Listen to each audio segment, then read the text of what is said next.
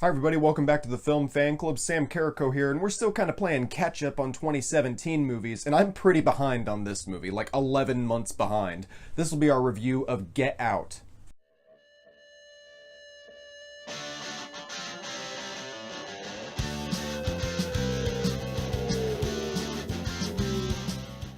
This movie is directed by Jordan Peele from the Key and Peele Comedy Central duo. I really have nothing, I really know nothing of his work with comedy, so I didn't have that kind of holding against him going into this horror film. I just knew that it was a horror film, and I don't really care for those in general, but it got such good praise after it came out in theaters that I figure there's gotta be something there. People talked about the kind of, the societal importance of the story and just of the message and what kind of it brings, and I was wondering what it could bring to the genre that is so important and so powerful, other than just kind of what you would expect based on the trailers.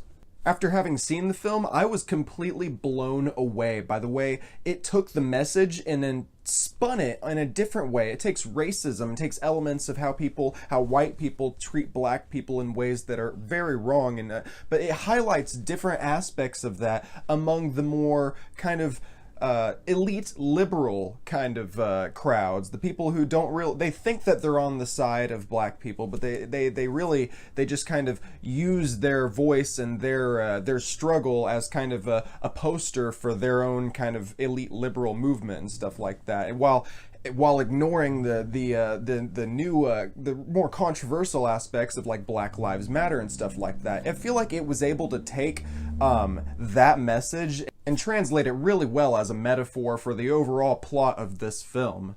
This movie was produced by Blumhouse Studios, which I think is the perfect studio to be behind something like this, because it feels just like one of their other low-budget horror films, which really brings the scares without having to resort to jump scares. They just have really good plots, and they're able to do it on a really good budget and make a big profit off of it.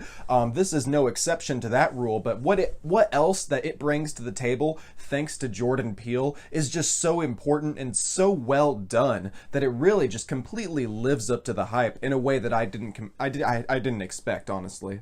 All the members of the cast seem to do a really fine job. None of them are beyond serviceable, I believe. None of them stand out as stellar members of the cast. None of them are like Mary Elizabeth Winstead in 10 Cloverfield Lane or John Goodman in that movie or something like that. All these are just kind of, but except some of the villainous roles, without going into spoilery details, some of the villainous roles, if you rewatch the film or just look back on certain scenes with the knowledge of how it all plays out by the end, watching the way that certain characters act and the way that the actors are able to just provide the subtle details and the direction, and it all works really well in providing this cohesive, just really crazy horror film that I think was a fantastic first directorial effort for Jordan Peele. I can't wait to see what else he has in mind. I really don't think I need to see a sequel to this particular film because it was just so well done as a one-off. I'm going to give Get Out 8.5 out of 10.